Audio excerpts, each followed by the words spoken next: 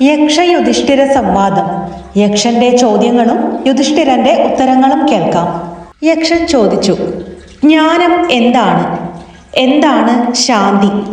ദയ എങ്ങനെയുള്ളതാണ്? ആർജവം എന്താണ്? യുധിഷ്ഠിരൻ പറഞ്ഞു, സത്യത്തെക്കുറിച്ചുള്ള ബോധമാണ് ജ്ഞാനം. ചിത്തശാന്തിയാണ് യഥാർത്ഥ ശാന്തി. എല്ലാവരുടെയും സുഖം ആഗ്രഹിക്കുന്നതാണ് ശരിയായ ദയ. സമചിത്തതയാണ് ആർജവം. മനുഷ്യർക്ക് അജയ്യനായ ശത്രു ആരാണ്? ചികിത്സിച്ചു മാറ്റാനാകാത്ത വ്യാധി ഏതാണ്? സജ്ജനം എങ്ങനെയുള്ളവനാണ്? ദുർജനം എങ്ങനെയുള്ളവനാണ്?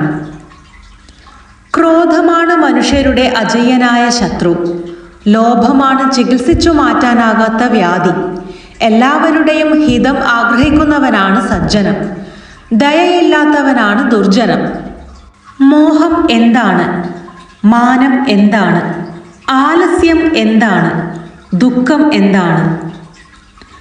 സ്വന്തം കടമ അറിയാതിരിക്കുന്നത് തന്നെയാണ് മോഹം. ആത്മാഭിമാനമാണ് മാനം. സ്വന്തം കടമ ചെയ്യാതിരിക്കുന്നതാണ് ആലസ്യം. അറിവില്ലായ്മയാണ് ദുഃഖം. എന്തിനെയാണ് ഋഷികൾ സ്ഥിരതയെന്നു പറഞ്ഞിരിക്കുന്നത്? ധൈര്യം എന്താണ്? പരമമായ സ്നാനം എന്താണ്? എന്തിനെയാണ് ഈ ലോകത്തിൽ ദാനമെന്നു പറയുന്നത്? സ്വധർമ്മത്തിലുള്ള നിഷ്ഠയാണ് സ്ഥിരത. ഇന്ദ്രിയ നിയന്ത്രണമാണ് ധൈര്യം. മനസ്സിലെ മാലിന്യങ്ങളെ ത്യജിക്കലാണ് പരമമായ സ്നാനം. എല്ലാ ജീവികളെയും സംരക്ഷിക്കുന്നതു തന്നെയാണ് ദാനം. അഹങ്കാരം എന്താണ്? പരമമായ ഈശ്വരകൃപ എന്താണ്? തിന്മ എന്താണ്? അസൂയ എന്താണ്? അജ്ഞാനമാണ് അഹങ്കാരം. ദാനത്തിന്റെ ഫലമാണ് ഈശ്വരകൃപ. പരദൂഷണമാണ് തിന്മ. മനസ്സിലെ താപമാണ് അസൂയ. എന്താണ് തപസ്സിന്റെ ലക്ഷണമെന്ന് പറയപ്പെടുന്നത്? നിയന്ത്രണമെന്ന് പ്രശസ്തമായത് എന്താണ്? പരമമായ ക്ഷമ ഏതാണ്? ലജ്ജ എന്ന് അറിയപ്പെടുന്നത് എന്താണ്? സ്വധർമ്മനിഷ്ഠയാണ് ശരിയായ തപസ്. മനോനിയന്ത്രണമാണ് ശരിയായ നിയന്ത്രണം. സുഖദുഃഖാദി ദ്വന്ദ്ങ്ങളുടെ സഹനമാണ് പരമമായ ക്ഷമ. അരുതാത്തത് ചെയ്യാതിരിക്കലാണ് ശരിയായ ലജ്ജ. ലോകത്തിനെ മൂടിയിരിക്കുന്നത് എന്താണ്? ഒരു വസ്തു പ്രകാശിക്കാത്തത് എന്തുകൊണ്ടാണ്?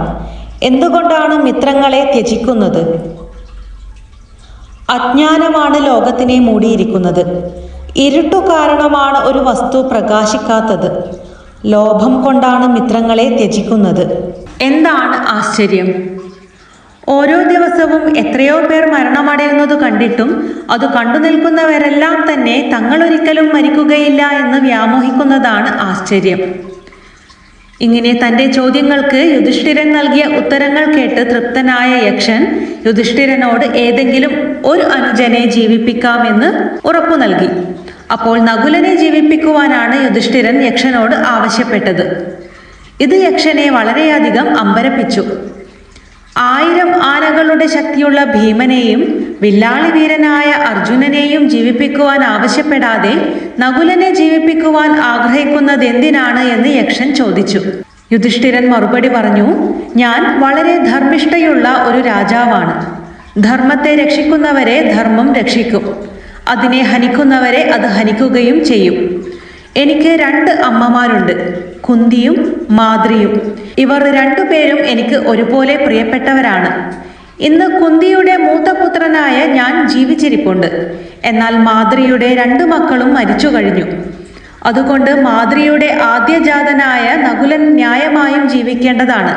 യുധിഷ്ഠിരന്റെ മറുപടിയിൽ സന്തുഷ്ടനായ യമൻ 4 സഹോദരന്മാർക്കും ജീവൻ നൽകി അവരെ അനുഗ്രഹിച്ചു.